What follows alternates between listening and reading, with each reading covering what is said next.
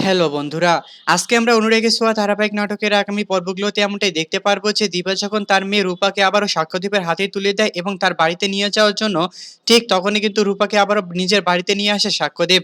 তারপর আমরা অপরদিকে দেখতে পারি যে রূপা যখন ওই বাড়ি থেকে চলে আসে ঠিক তখনই কিন্তু উর্মিমা রূপার ব্যাপারে বেশ অনেকটা বাজে কথা বলতে থাকে। কিন্তু এই কথাগুলো যেন কোনোভাবে মেনে নিতে পারছিল না সূর্য এবং দীপা। যার কারণে সেই সূর্য বলতে থাকে যে, "আর একবার যদি আপনি আমার মেয়ের ব্যাপারে কোনো খারাপ কথা বলেন তাহলে আমি ভুলে যাবো যে আপনি আমার ছোট ভাইয়ের শাশুড়ি হন।" তখন যেন সেই জয় বলতে থাকে যে, "আচ্ছা তুই যদি জানতে পারিস এটা আমার শাশুড়ি নয় তাহলে তুই কি করবি? এই বাড়ি থেকে বের করে দিবি নাকি ওনাকে?" তখন যেন সূর্য আর কোনো কথা না বলে আবারও চুপচাপ দাঁড়িয়ে থাকে সেখানেই। তারপর আমরা অপরদিকে দেখতে পারি যে আবারও জয় যখন আবারও উর্মিকে নিয়ে সারাটা জীবনের মতো এই বাড়ি থেকে চলে যাবে ঠিক তখনই কিন্তু সূর্য বেশ অনেকটা চেষ্টা করে আবারও জয়কে আটকিয়ে ফেলে। হ্যাঁ বন্ধুরা, অনুরাগের ছোঁয়া ধারাবাহিক নাটকের আগামী পর্বগুলোতে আমরা ঠিক এমনটাই দেখতে পারবো। আর আপনারা যদি আমাদের চ্যানেলে নতুন হয়ে থাকেন তাহলে চ্যানেলটিকে অবশ্যই একটি সাবস্ক্রাইব করে দিবেন। আর আজকের এই এপিসোডটি যদি আপনাদের কাছে ভালো লেগে থাকে তাহলে আমাদেরকে অবশ্যই এটি কমেন্ট করে জানাবেন। ধন্যবাদ।